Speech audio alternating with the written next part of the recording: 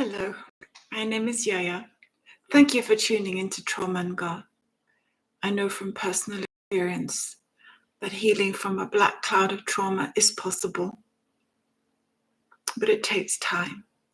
Just as in nature, there's always sunlight behind a dark cloud, so it is for us. God is light, and He's always there. We just have to find Him. In this series, I talk about things that hinder us from finding the light and things we can do that help us overcome obstacles. And today's subject is finding joy in small things. I have already established that my subject matter is trauma and God. Psychology Today, in an article on trauma, says in part, children as well as adults are susceptible to trauma. Shock, fear, anger, sadness, difficulty concentrating, and a sense of helplessness are common features of the immediate trauma response. However, the effects usually abate over time, and the vast majority of people recover from trauma. Active coping skills and strong social support are important in mitigating symptoms. Well, I was very young when trauma hit me. Afterwards, I had amnesia and I lacked the knowledge and coping skills I needed. And I got stuck in grief. With this as my background, I'm now saying, find joy in small things. Well, how do we do that? I can only tell you how I did it. Choosing to open myself to love and being loved, to forgiving, to letting go, to finding joy in God, in myself, in others, has been hard work. It's been very hard work. And at first it seemed such an impossibly huge task. It was overwhelming. I'd get so discouraged when I failed. Early in our marriage, I was having yet another bad day. Grief had overwhelmed me and everything felt pointless. Was I ever going to change? I remember my husband holding me as he asked, how do you eat an elephant? I was not aware of this English saying and wondered what on earth an elephant had to do with my struggles. He said, one bite at a time.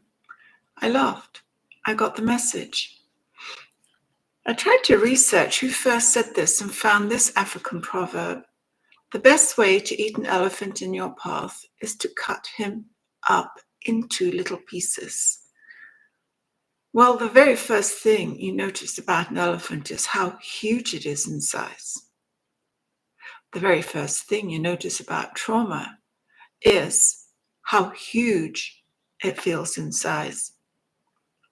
So by breaking all large issues into smaller pieces, it, in theory, will make any problem more manageable. So finding joy in small things is a powerful coping mechanism. In this vlog, I'll break the trauma elephant down into 3 smaller groups. Finding joy in God, finding joy in myself, and finding joy in other people. So the first one, finding joy in God.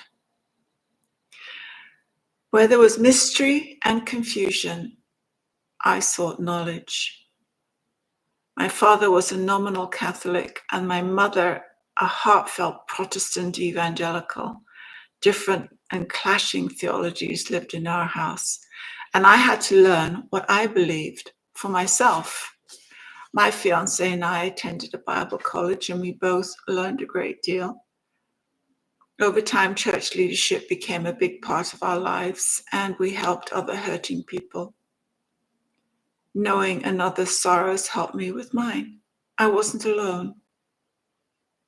I prayed for them and God helped them. In turn, I cried out to God for myself and asked Him to help me find a way through my confusion and sense of being lost. When praying, I usually found my childhood confusion still making my thoughts jumbled. I felt ashamed. I always apologized when I couldn't put my thoughts into clear words. It was very frustrating. I did find that old familiar words like the Lord's Prayer brought clarity, and I would repeat, Our Father, who art in heaven, hallowed be your name. Your kingdom come, your will be done on earth as it is in heaven. Give us this day our daily bread, and forgive us our trespasses as we forgive those who trespass against us. And lead us not into temptation, but deliver us from evil. In similar way, when words failed, I turned to music to feel close to God. It was always a mixture of music I listened to, but I always included words of hymns that I'd learned during my school assemblies in England. Hymns like Rock of Ages, Cleft from me, Let me hide myself in thee, or Love divine, all love's excelling, Joy of heaven to earth come down, fed my hunger for God. Others who have gone before us have penned words which go beyond the limit of time itself and still speak freshness and healing to our souls. I developed a habit of finding time during my day to sit down in a quiet spot with my pen and journal in hand, ready to talk to and listen to God. At first, this was hard to do. Over time, it's become much easier. I still do this. I write down what God is saying to me to show that I value what he tells me, and also so I can reread it later. I love to read my Bible. It's full of stories of ordinary people trying to overcome extraordinary events in their lives, just like me. Well, and then there were more recent books written by more recent authors like C.S. Lewis or Catherine Marshall that I loved. They each told me how they overcame obstacles, their doubts, their fears, and ended up falling more in love with God through their pain. I had to learn where God was when I was desperate and needed him the most, and when I couldn't see him. I describe this in my blog as being in a dark cloud, which hides God's sunlight from me. But just as dark clouds in the sky can never cover the sun for a long time, God, like the sun, is always there. Well, how about finding joy in myself? A wonderful man fell in love with me, and I with him, yet underneath the happiness lay my deep grief. My pregnancies were planned, healthy babies were born, yet I felt anger, despair, and hopelessness. I had a beautiful family to take care of, and I wanted to raise them in the happy environment that I never had. This I did find. Dealing with grief takes time. I always hoped for shortcuts, but never found any. I went to the library and read books on grief and self-esteem and started working more on my self-hatred. I learned fundamental things like the need to take care of myself with regular exercise, eating less, and enjoying wine in moderation. I learned that self-worth is not based on what I look like, but on knowing myself, being kind to myself, not comparing myself to others, building resilience and developing my character. So first, I set out to learn something my parents never encouraged, who I was and what my gifts were. Well, many trips to the library were needed for that one. Our church also happened to be teaching a series of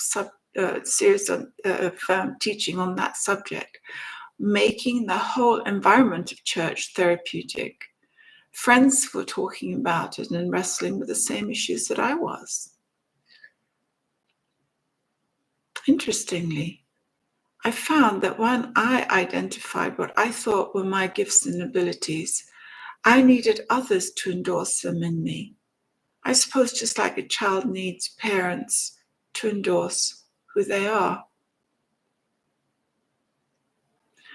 Where my mother had minimized my hopes and dreams, I saw that there was no longer a barrier to learning more about the subjects that I was passionate about, except any barrier I placed on myself.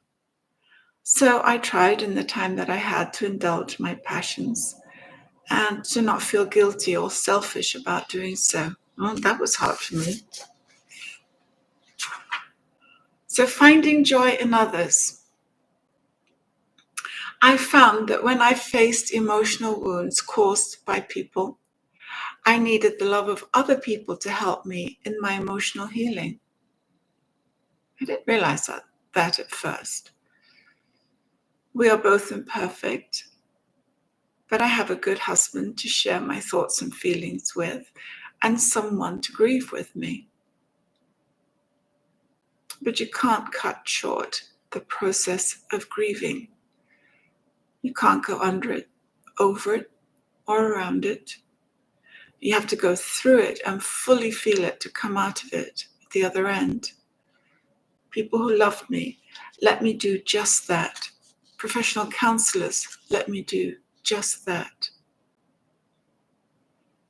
Where my upbringing had been chaotic and my emotions were in disorder, I set about creating and keeping daily routines for my household.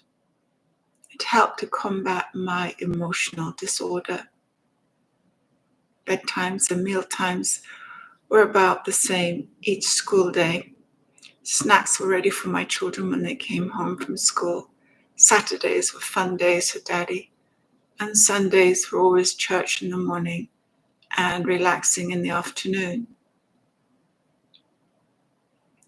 Where I had not felt cared for, I wanted my family to feel cared for and loved by me, to know that I would always be there to cook for them, to provide clean clothes, to keep a clean house, to show them affection, and to help keep them safe.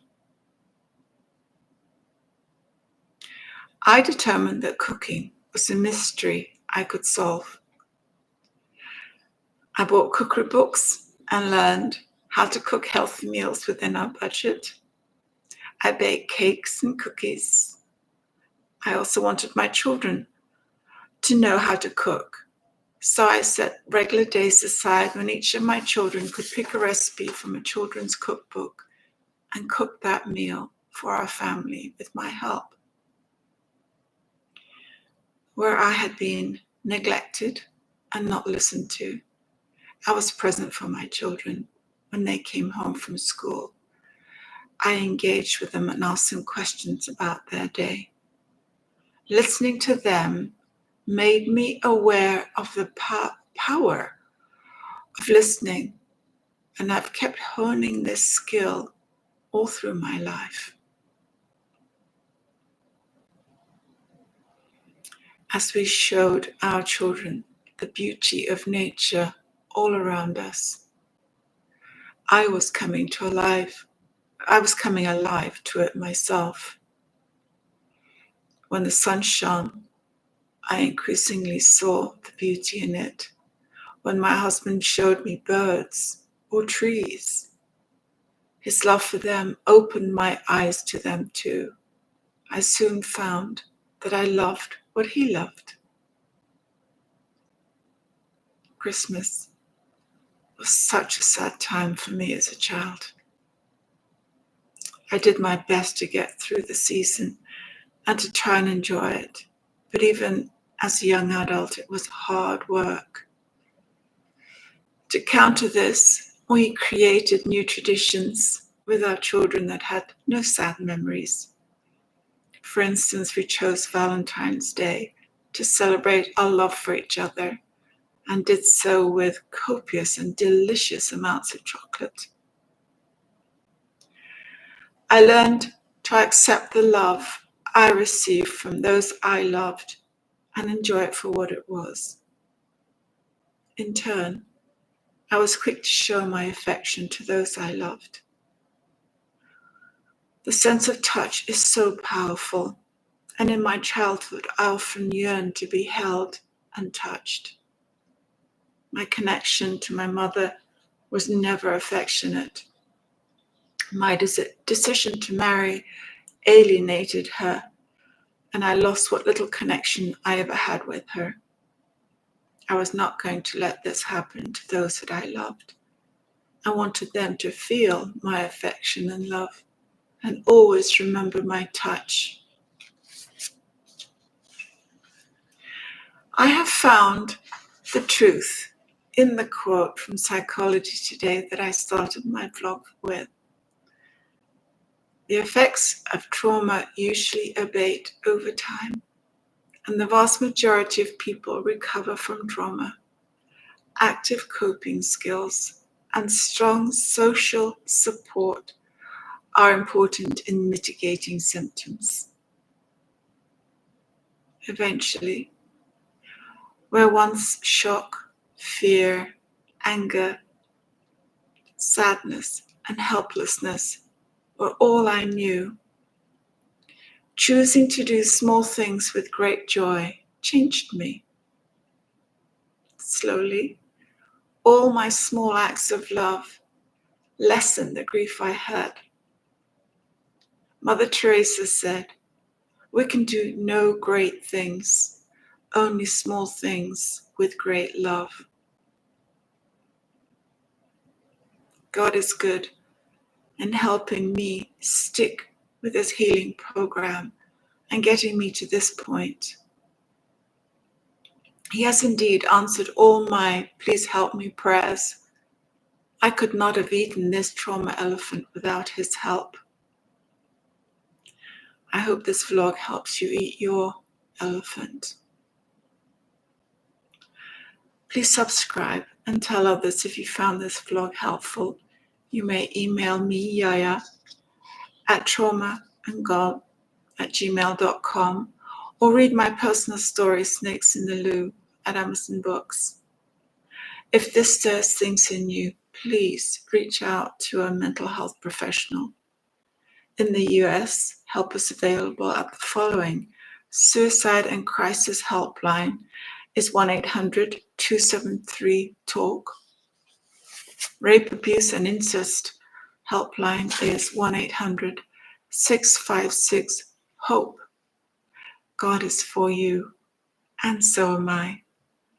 I will see you next week at 10 o'clock. Thank you for listening.